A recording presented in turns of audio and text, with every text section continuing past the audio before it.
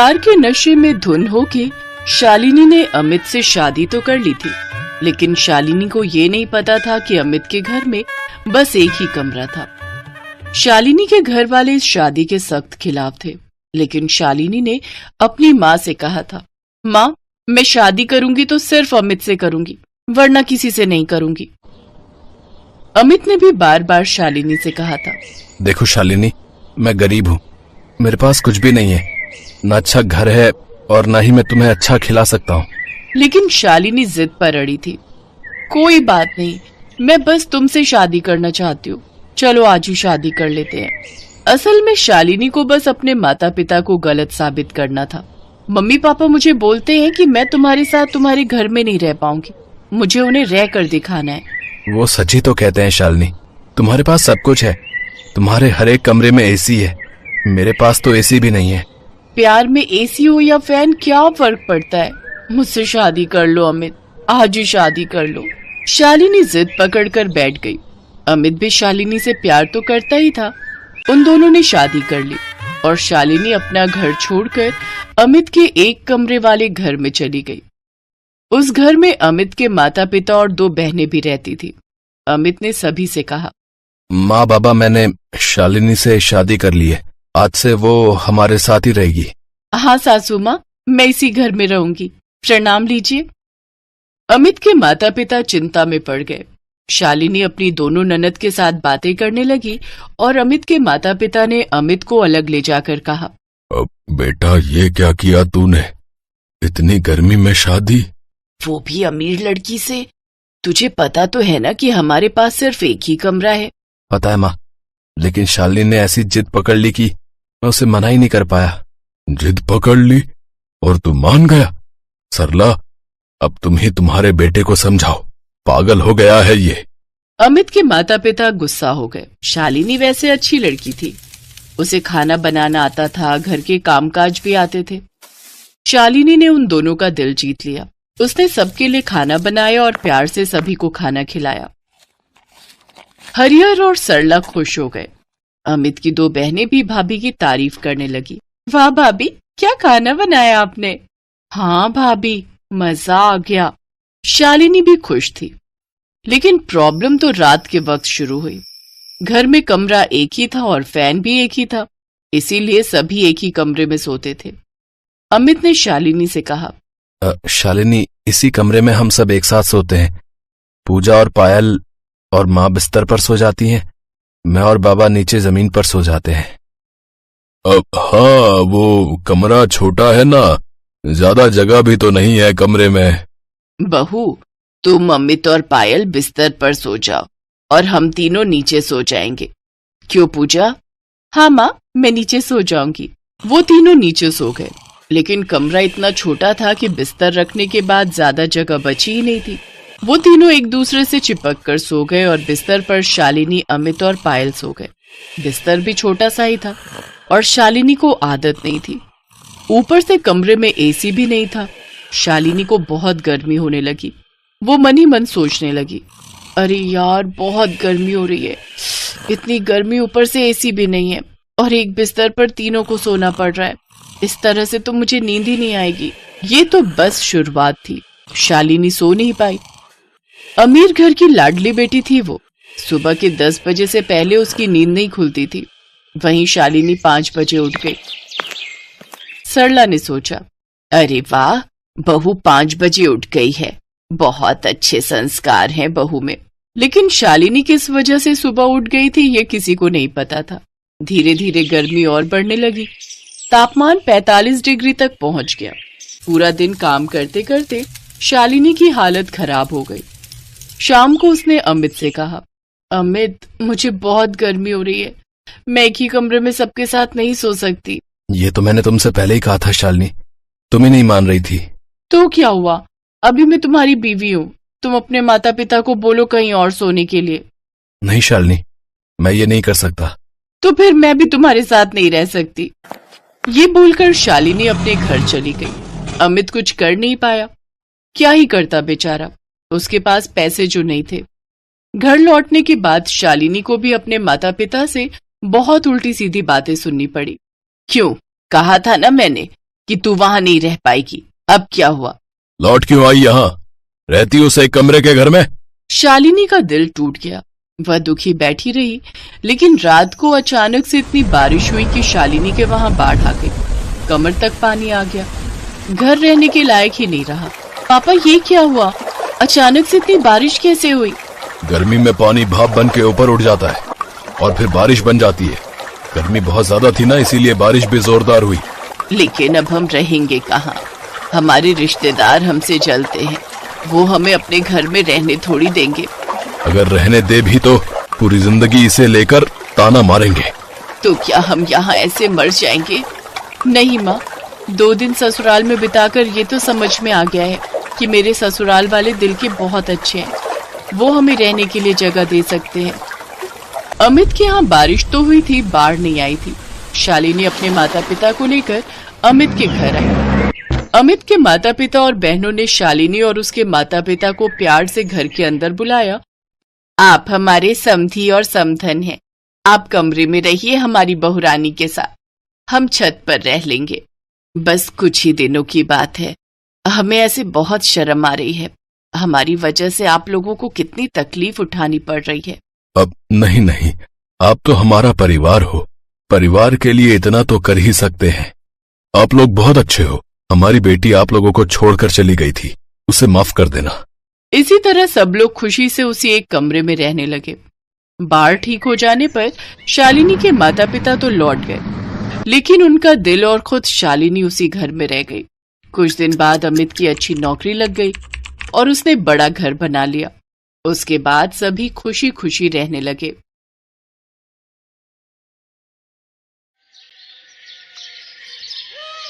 ममता एक अंधी औरत थी। वो सड़कों पर भीख मांगकर गुजारा करती थी। उसका पति कुछ समय पहले ही भीख मांगते हुए सड़क दुर्घटना में चल बसा। अब ममता अपने दोनों बच्चों के साथ शहर में बिल्कुल अकेली हो गई थी। सड़क के किनारे बच्चों को बैठाकर वो इधर उधर भीख मांगने जाती। कुछ मिलता तो खा लेते, वरना भूखा ही सुला देती। आते जाते लोग ममता के कटोरे में भीख में सिक्के डाल जाते। बाबूजी, कुछ पैसे दे दो, बड़ी मेहरबानी होगी बाबूजी। खुले पैसे नहीं है मेरे पास, माफ करो। बहन जी कुछ पैसे दे दो, मेरे बच्चे भूखे हैं। तुम लोगों से जब कमाया नहीं जाता, बच्चों को पाला नहीं जाता, तो बच्चे पैदा क्यों करते हो? ये ले 1 रुपया, मेरे पास टूटे पैसे और नहीं है।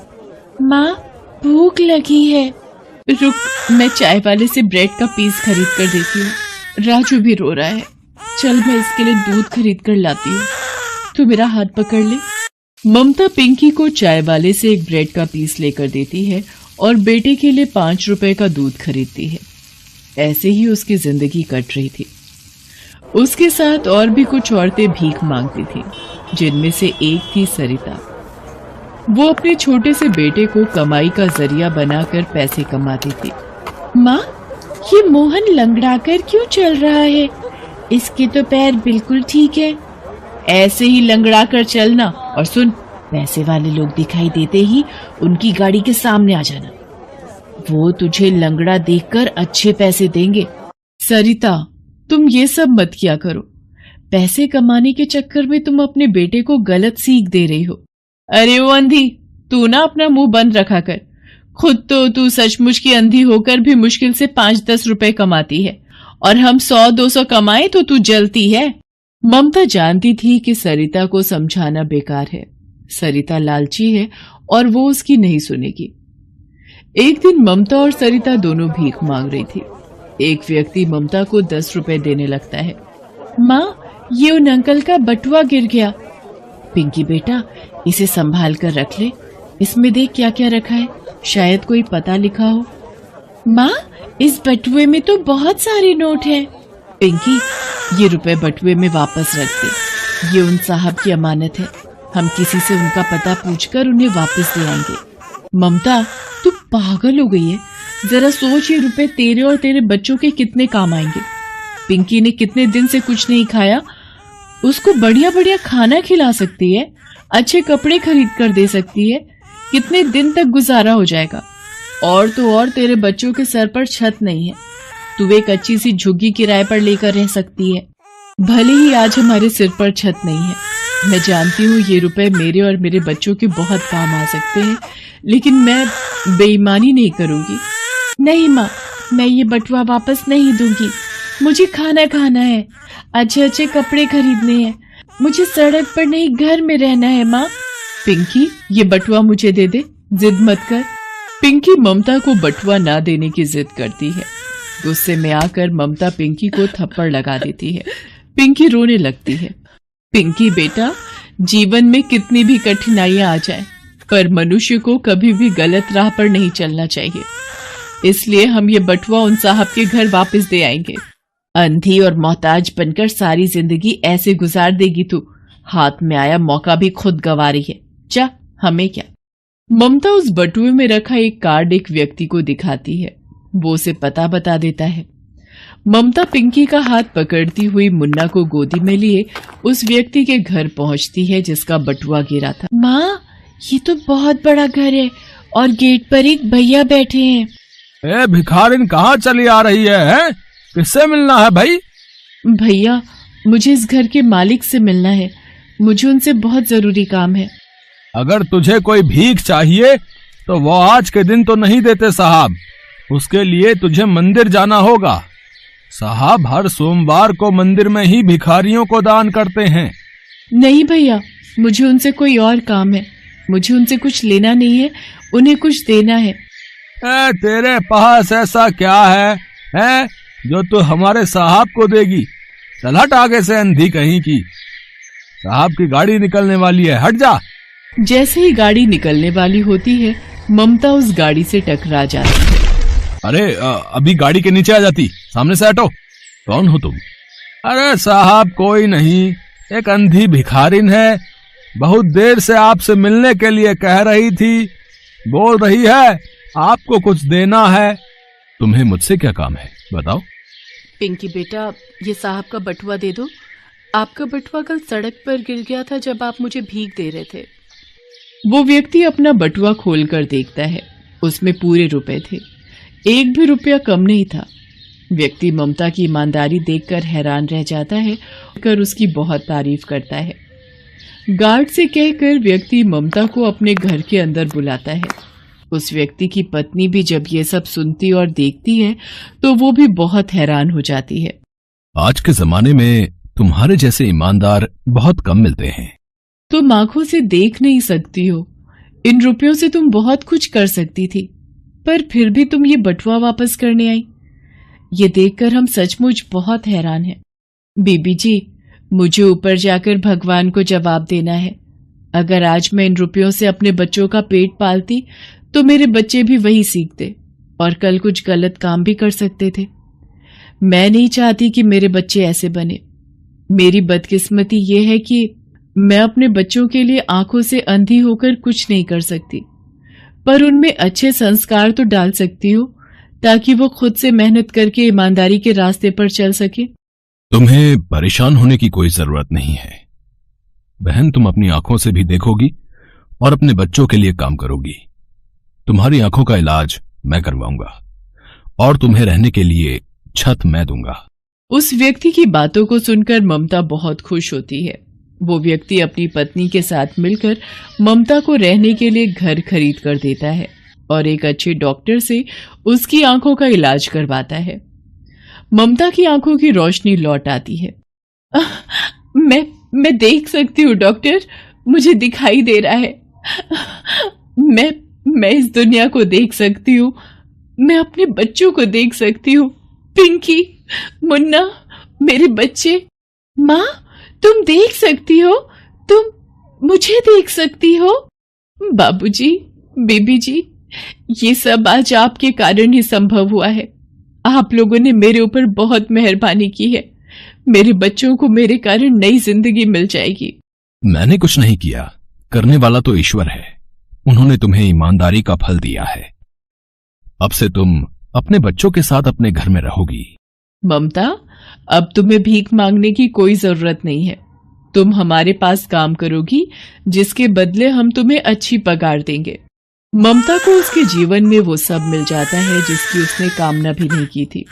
उसके सिर पर छत थी और कमाई का जरिया भी था। उसे ईमानदारी का फल मिल जाता है। ममता के जीवन में आई खुशियां देखकर सरिता भी अपने व्यवहार पर बहुत शर्मिंदा थी। उस दिन के बाद सरिता भी मेहनत करती है और अपने बेटे को भी अच्छी सीख देती है।